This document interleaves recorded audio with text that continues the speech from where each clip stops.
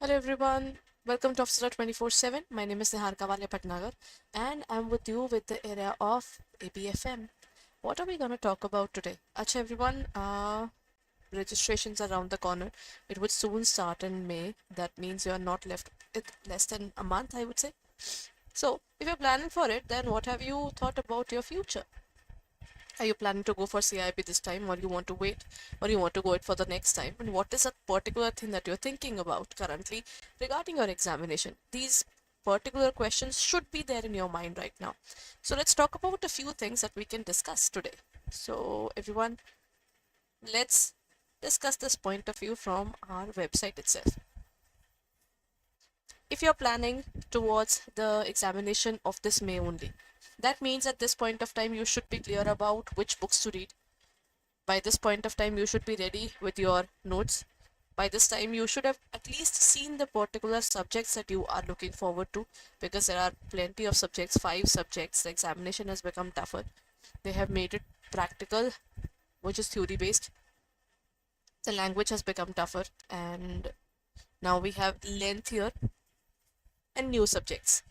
Not only lengthier, but the problem is these are new as well. That means having new subjects means there's not much level of content which is available, right? So with all these things, everyone, one particular thing that would really affect my thought process would be, how am I going to pursue this examination, especially when I'm working as well. If I'm working, I already have lesser time than many of the people who might not have been working, right? So every in terms of the banking examination, everybody is working among you, but it depends upon your branches as well, whether you have more work, less burden, more burden, and the timing as well. All these things are super important now.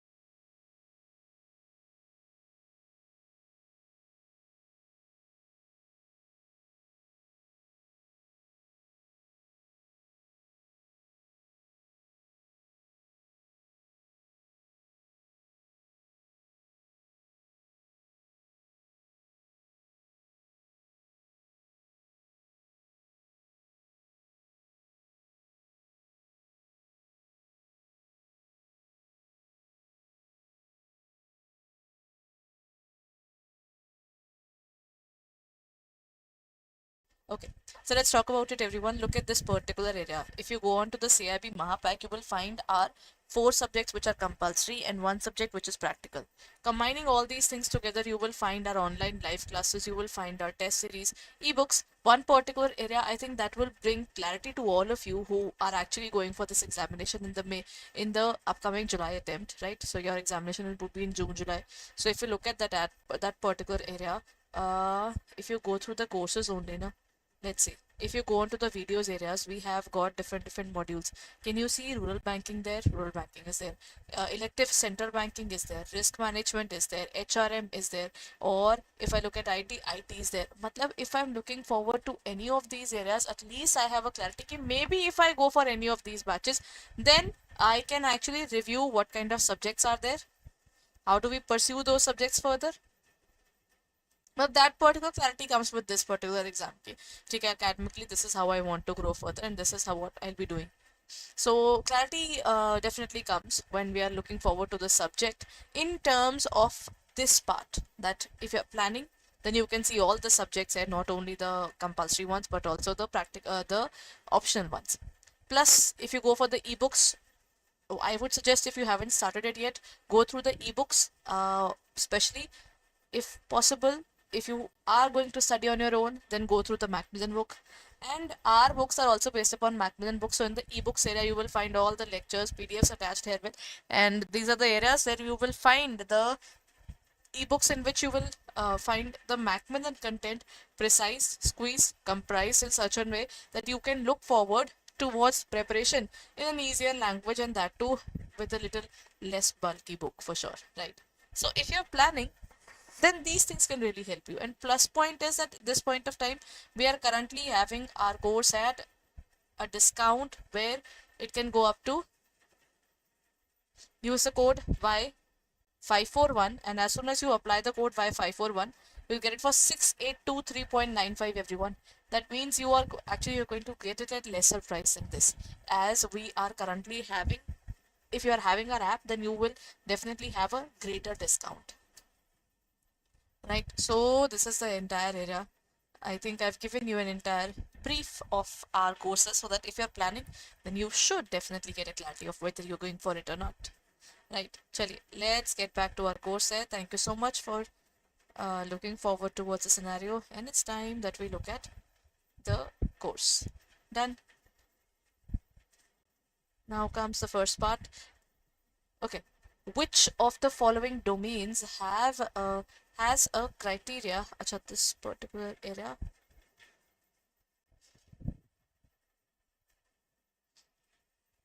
We were done with. Yesterday we discussed this question, so I'm coming up with the next one.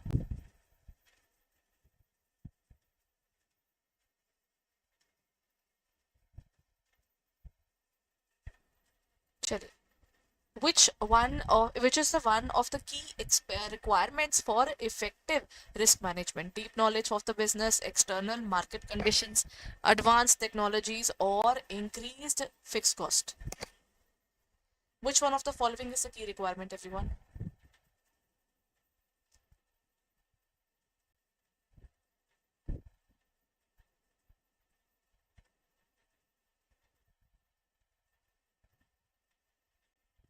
Deep knowledge of the business, external market conditions, or advanced technology, or increased fixed cost? What's going to be the answer according to you?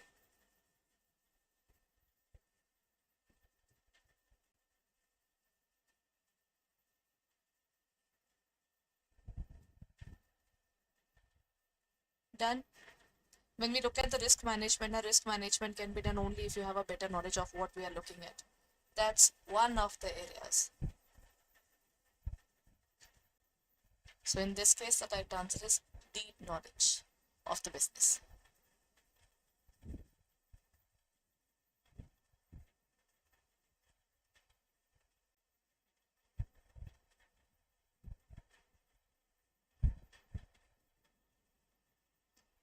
Next question. What is the limitation of sensitivity analysis? But the sensitivity talks about how sensitive you are in terms of the various variables.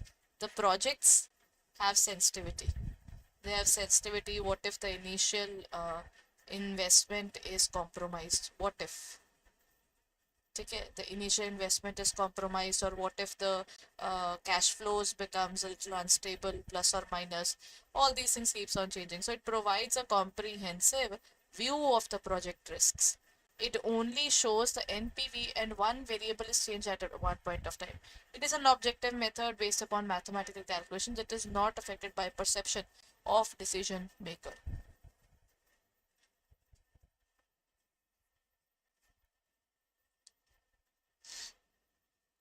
What is the limitation of sensitivity analysis? I think the variables, if changes na, then obviously the entire thing goes down the drain. If my entire thing was based upon what cash flows I'm having, then I think the cash flows are way better, isn't it? So in this case, the cash flows would be based upon, it only shows the NPV. It is showing the plus or negative point. The net NPV is called net present value, the value that you are having currently, and you have one variable is changed at a time. Not all the variables would be changing at one point of time. One variable would change. That is going to be covered in this specific area.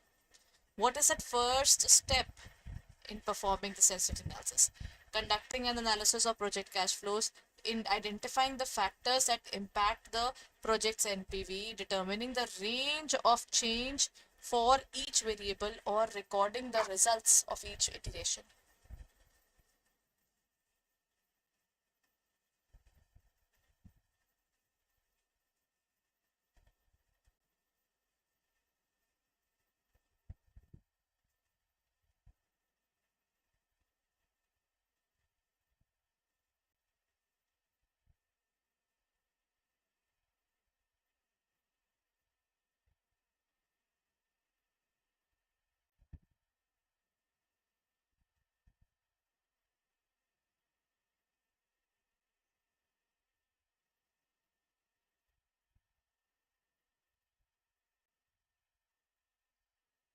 First step towards sensitivity analysis. Sensitivity is basically looking at the various variables and you will find out which variable hurts the most. So in this case, the answer would be identifying the factors that impacts the project NPV.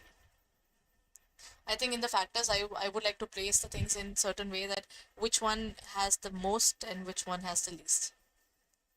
And next point, what is the basis of Hillier models for risk analysis? NPV, IRR, payback, or rate of return? Everyone, what's going to be the answer according to you?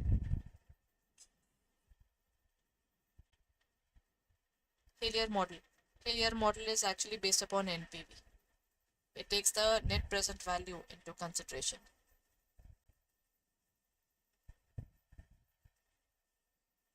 Okay?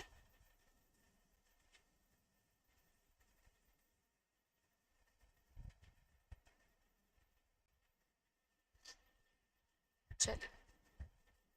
Now, in this case, the answer is NPV.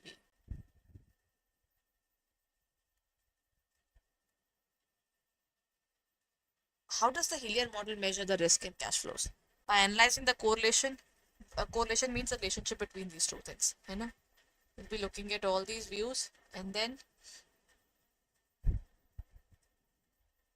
next is gonna be by calculating the standard deviation in the cash flows. Deviation really hurts the most, but you anticipate, nahi, I'll get this much or I'll get that much, but you don't get it. It is calculating the standard deviation by assessing the volatility of the interest rates and by determining the profitability index. What's going to be the answer according to you, everyone? Hillier model can be stated as something which is having by calculating the standard deviation of the cash flows. Standard deviation means we have an average. If we are above average, it's good. But if we are below average, it is very dangerous. So in this case, I can say, yeah, by calculating the standard deviation, right? In Hillier model, what is the assumption when the cash flows for different years are perfectly correlated? No risk is associated with the investment, or the behavior of the cash flows in all the years is unpredictable, or cash flows are similar in all the years, or cash flows are vary widely in each year.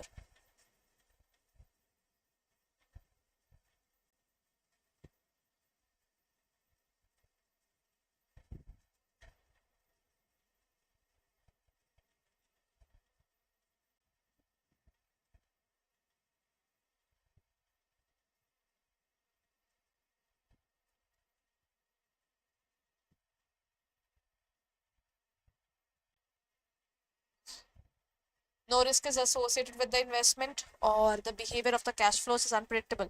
I think when we look at the correlation, now correlation is where things are correlated or related to each other. That means in the first year if it was 10, then in the second year it is around 10.5. Yeah, so we can say there's a growth. In the third year I saw 10, 11. So these are related now. You see a uniformity and then you say ki, haan, these things are definitely related now. We can definitely consider it. So in this case cash flows are similar in all the years. Then what is the purpose of simulation analysis? To create real life situations, to find the optimal decisions under the various scenarios, to deceive the decision makers, or to conduct sensitivity analysis. According to you, what's going to be the answer, everyone? What is the purpose of simulation? Simulation can be stated as a real life thing. Do you really think only one problem occurs at a time? Matlab, I don't think so that happens really. Maybe the first thing changes, the second thing doesn't, but the third thing changes too. For example, while going for the classes, I might feel that, array, one particular day now, only the Wi-Fi is fluctuating, everything else is fine. But all of a sudden what happens is Wi-Fi starts fluctuating, then electricity issue comes, and then maybe even the voltage fluctuation would come, and then the weather becomes bad and Wi-Fi also gets down altogether. We just don't know. The variables are so unpredictable. If I say everything is gonna be fine, but then in the economy there's an inflation. I say everything is gonna be fine, and then I see there's another thing which is changing. So in this case, can I say if I took a look at the simulation area, it is a realistic point. While driving, you cannot say just my gears are working fine and I can control my steering, everything is good. You don't know what's gonna happen around.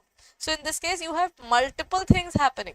That's why we can say this is to find the optimal decision under the various scenarios. So you have to keep on thinking about, acha, scenario A happens, nahi, maybe scenario B can happen. What will happen if there's scenario C?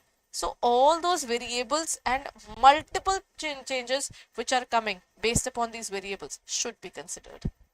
And this is a very interesting area. I find this part very interesting. The core difference between sensitivity and the scenario analysis is the sensitivity says only one thing at a time. I am sensitive to dust. That is one point. A business is sensitive to initial investment. Just considering one point. And simulation says, kaha sir, if we talk about the basic point of initial investment, it changed badly. But as soon as initial investment was lesser, cash flow is also changed. So there is nothing in our hand. What can we say about these things? Sir? These things change. What are exogenous variables in simulation analysis? Variables in controlled by decision maker, variables determined outside the model, variables influenced by other factors, or variables with fixed values. What's going to be the answer? Simulation says that there are things which are not in my hand. As I told you, if I think I can handle my car, but that doesn't mean that I'll be safe on the road. I'll be safe on the road when the other factors are also fine. We are working in our offices because we feel the economy is fine, everything is okay, then we can pursue further. So in this case, when you say exogenous variables, exo means external. So in this case, the answer is variables determined outside the model. What is the purpose of decision tree analysis? Acha, decision tree is a beautiful topic there. Decision tree, if I look at it now, decision tree says you take up one particular scenario, divide it into different areas, keep the probability of this happening, and this happening is this. Now, if I go for it, there's a yes or there's a no. If I go for this one, it is a yes or a no. Again, yes or a no. All these things just keeps on changing.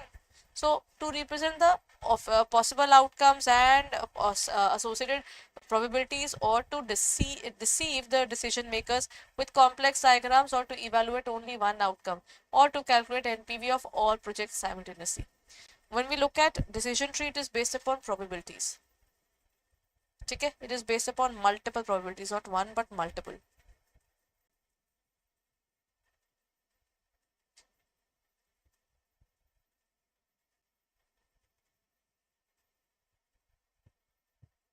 Done?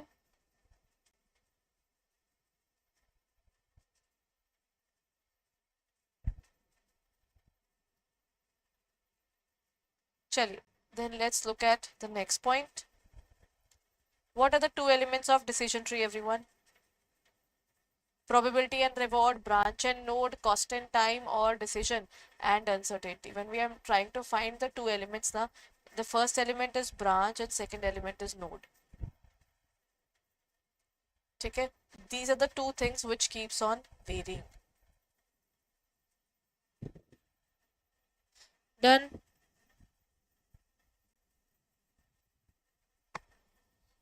Next point. What is the optimal decision tree? Optimal decision. I think anything which gives us the maximum profit would be the point.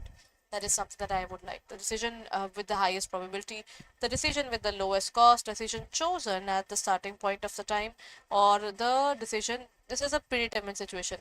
Predetermined is such a bad thing to look forward to, I would say. And when we say about the area of decision with the highest estimated NPV, what would it be?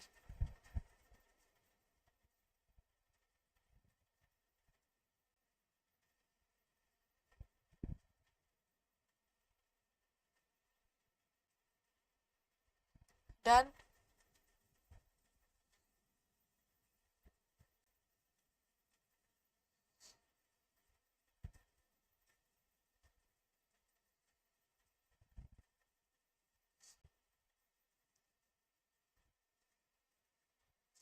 In this case, the answer is the decision with the highest estimated NPV.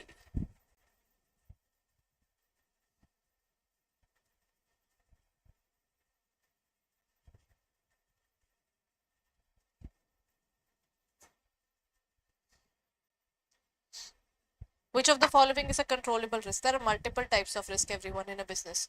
So if I talk about the controllable ones, fluctuations, political instability, changes in the government policies, or technological obsolescence. I think when I go for the controllable risks can be, I can't control market price. I cannot control political instability as well. um, I think changes in the government policies is something that government will do. One part that I can see is the technological obsolescence. If it comes into my area, I'll just change the particular thing now altogether. That's it. Chaliye. That's it for the day, everyone. I think this is where I would like to end the session. But before I end the session, let's go back to our website, that is www.adda247.com, and check it out.